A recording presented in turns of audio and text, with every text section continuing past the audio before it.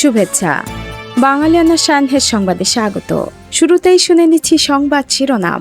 ইসলামী ব্যাংকে থাকা গ্রাহকের টাকা ভোট কিনতে ব্যবহার করেছে জামায়াতে ইসলামী।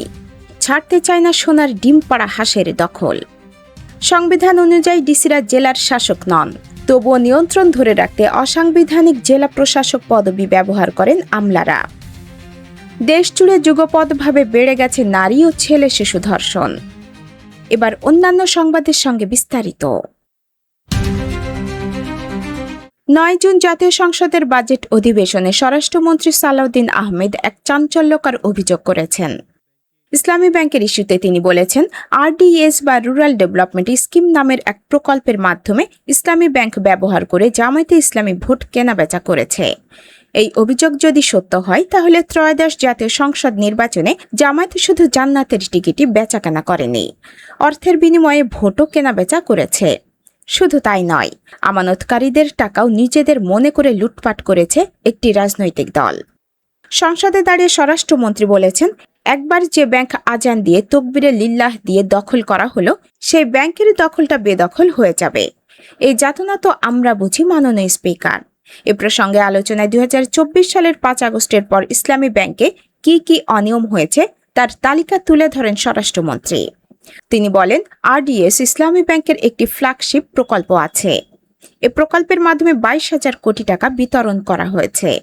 আগে 11,000 কোটি টাকা দেওয়া হয়েছিল।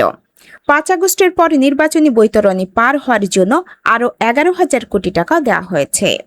5 আগস্টের পর ইসলামী ব্যাংক থেকে নাবিল গ্রুপকে 700 কোটি টাকা এলসির বিপরীতে ঋণ দেওয়া হয়েছে এবং পরে মালামাল বিক্রি করে ব্যাংকের টাকা ফেরত দেওয়া হয়নি বলে জানান স্বরাষ্ট্রমন্ত্রী। তিনি বলেন, দুষ্টু লোকেরা বলে সেটা কোনো এক দলেরই নির্বাচনী তহবিলে গেছে। স্বরাষ্ট্রমন্ত্রীর অভিযোগ খতিয়ে দেখা গেছে, নির্বাচনের আগে RDS এর নারী ঋণ গ্রহীতাদের বাড়ি বাড়ি গিয়ে বলা হয়েছে, জামায়াত ক্ষমতায় গেলে তাদের ঋণ মওকুফ হবে। ইসলামী ব্যাংক একটি লিমিটেড কোম্পানি, যদিও পরিচালনা পর্ষদ জামায়াত দখল করেছিল, কিন্তু তবুও এর মালিক জামায়াত নয়। আমানতকারীদের সঞ্চয় এভাবে ভোট কেনার কাজে ব্যবহার করা এক প্রকার লুটপাটেরই নামান্তর বলে মনে করেন বিশ্লেষকরা।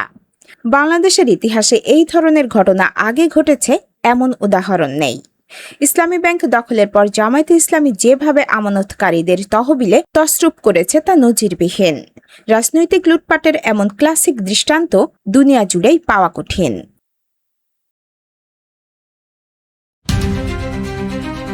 বাংলাদেশের সর্বসাধারণের ধারণা অনুযায়ী ডিসি হলো একটি জেলার সর্বোচ্চ পদ। এই ভাবনাটাই আসা স্বাভাবিক, কারণ বাংলাদেশে ডিসি বা ডেপুটি কমিশনারের বাংলা প্রতিশব্দ হিসেবে ব্যবহার করা হচ্ছে জেলা প্রশাসক শব্দবন্ধ। তবে কোনোভাবেই ডিসিরা একটি জেলার প্রশাসক বা প্রশাসক নন। তারা ডিস্ট্রিক্ট কালেক্টর, ডিস্ট্রিক্ট ম্যাজিস্ট্রেট ও ডেপুটি কমিশনার হিসেবে দায়িত্ব পালন করেন। সরকারি আইন, বিধি বা প্রশাসনিক কাঠামোর কোথাও জেলা প্রশাসক নামে কোনো পদ নেই। তারপরও দীর্ঘদিন ধরে ডেপুটি কমিশনারের পরিভাষা হিসেবে শব্দটি ব্যবহার হওয়ায় এর আইনি ভিত্তি ও যৌক্তিকতা নিয়ে প্রশ্ন উঠেছে বিভিন্ন সময়। জেলা প্রশাসক পদবি ব্যবহারের বৈধতা চ্যালেঞ্জ করে উচ্চ আদালতে রিট হয় 2 দশক আগে। 2006 সালে ওই রিটে চাঁপাইনবাবগঞ্জ ও বরগুনার জেলা প্রশাসক, ডিসি ও জেলা ম্যাজিস্ট্রেট নিয়োগের বৈধতা চ্যালেঞ্জ করা হয়। এতে দাবি করা হয়, সংবিধানের 7, 22, 27, 31, 111, 112, 116 ও 116A অনুচ্ছেদ এবং বিচার বিভাগ পৃথকীকরণ বিষয়ে মাস্তার হোসেন মামলার রায়ের পরিপন্থীভাবে জেলা প্রশাসক ও জেলা ম্যাজিস্ট্রেট নিয়োগ দেওয়া হয়েছে। তাহলে কেন একটি অসাংবিধানিক শব্দ দীর্ঘদিন ধরে জিইয়ে রাখা হচ্ছে? এ বিষয়ে বাঙালিয়ানার কথা হয় যুগ্ম সচিব পর্যায়ে কর্মরত একজন সাবেক উপবিভাগীয় কমিশনার পর্যায়ের কর্মকর্তার সঙ্গে। চাকরি বিধির কারণে নাম প্রকাশ করতে না চাওয়া সেই কর্মকর্তা বলেন, মূলত আমলাতন্ত্রের প্রভাব ধরে রাখতেই এই শব্দবন্ধ ব্যবহার করা হয়। তিনি আরও বলেন, যেহেতু প্রায় সমমর্যাদার একাধিক কর্মকর্তা জেলায় থাকতে পারেন, প্রশাসন ক্যাডাররা সবসময় চেয়েছেন নিজেদের প্রভাব ধরে রাখতে। এ কারণে সংবিধানে না থাকলেও ডিসিরা নিজেদের জেলার প্রশাসক ভাবতে পছন্দ করেন। তবে তারা কোনোভাবেই জেলার শাসক বা প্রশাসক নন। ব্রিটিশ আমল থেকে গড়ে ওঠা প্রশাসনিক কাঠামো মূলত শাসন ও নিয়ন্ত্রণ ভিত্তিক হওয়ায় স্বাধীনতার পরও সেই মানসিকতার পূর্ণ পরিবর্তন হয়নি। সংবিধান অনুযায়ী রাষ্ট্রের মালিক জনগণ এবং প্রশাসন তাদের সেবক হলেও অনেক ক্ষেত্রে কর্মকর্তাদের ভূমিকায় কর্তৃত্ববাদী প্রবণতা দেখা যায়। ফলে ডেপুটি কমিশনার বা জেলা ম্যাজিস্ট্রেটের পাশাপাশি জেলা প্রশাসক পরিচয়ও সেই বাস্তবতারই প্রতিফলন হিসেবে বিবেচিত হয়।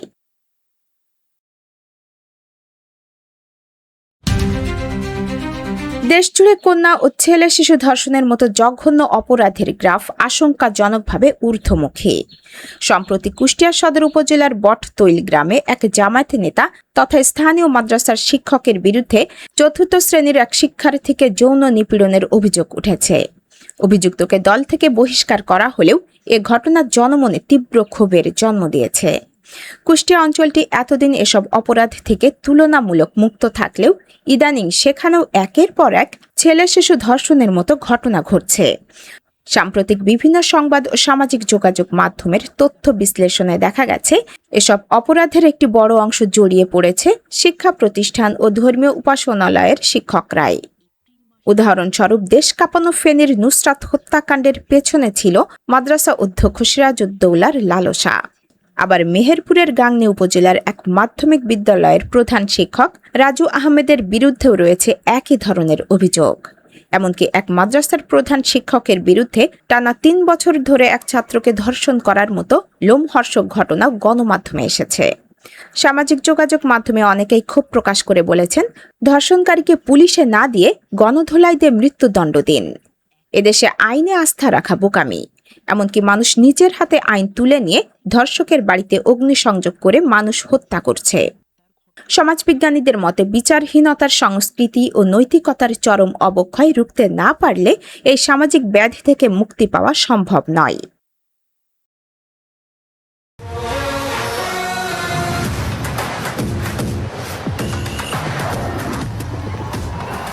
এবার শুনে নিচ্ছি ফিফা বিশ্বকাপের খবর।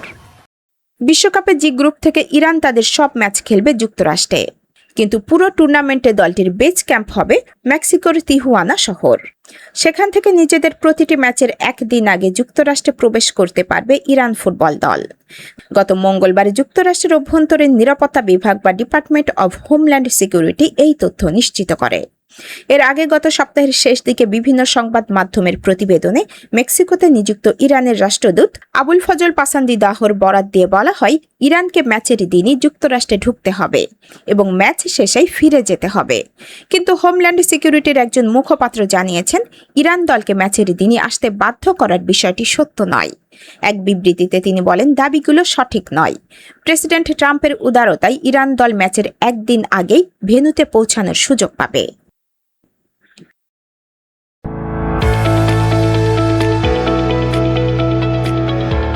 এবার শুনে নিচ্ছি বাঙালিয়ানার বাণিজ্য সংবাদ। দীর্ঘদিন ফ্লোর প্রাইসের ঘেরাটোপে আটকে থাকার পর স্বাভাবিক লেনদেনে ফিরেছে বহুল আলোচিত দুই কোম্পানি বেক্সিমকো লিমিটেড ও ইসলামী ব্যাংক বাংলাদেশ পিএলসি।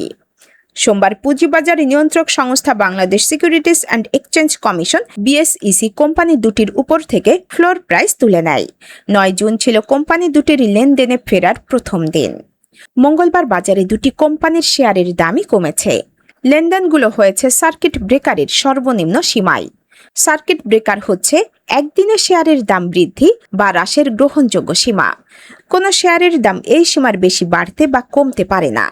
বর্তমান বিধি অনুসারে কোনো কোম্পানির শেয়ারের দাম 200 টাকার নিচে থাকলে একদিনে সেটির মূল্য 10% পর্যন্ত বাড়তে বা কমতে পারবে।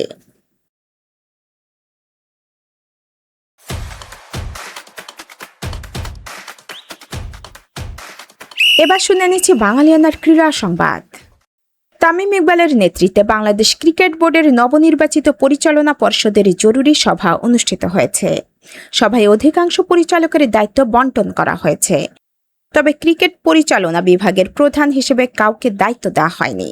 পেশাদার কর্মকর্তাদের দিয়েই বিভাগটি পরিচালিত হবে। তাদের উপর তদারকির দায়িত্বে থাকবেন বোর্ড সভাপতি। বিসিবির 23টি কার্যকরী কমিটির মধ্যে 21টির দায়িত্ব বন্টন করা হয়েছে। ক্রিকেট পরিচালনা বিভাগের মতো বাংলাদেশ টাইগার্স কমিটির চেয়ারম্যানও এখনও নির্ধারণ করা হয়নি। সভাপতি তামিম ইকবাল ওয়ার্কিং কমিটি ও ফ্যাসিলিটিস কমিটির চেয়ারম্যানের দায়িত্বে থাকছেন। অ্যাডহক কমিটিতেও তিনি এই দুটি বিভাগের দায়িত্বে ছিলেন। তামিমের মতো দুটি করে কমিটির চেয়ারম্যানের দায়িত্ব পেয়েছেন ফাহিম সিনহা, সানিয়ান তানিম নাভিন ও সাইদ ইব্রাহিম আহমেদ। সহসভাপতি ফাহিম সিনহা গেম ডেভেলপমেন্ট কমিটির পাশাপাশি বিপিএম গভর্নিং কাউন্সিলের চেয়ারম্যান হিসেবে দায়িত্ব পালন করবেন। বাঙালিয়ানার সানহের সংবাদ শেষ হলো। ধন্যবাদ।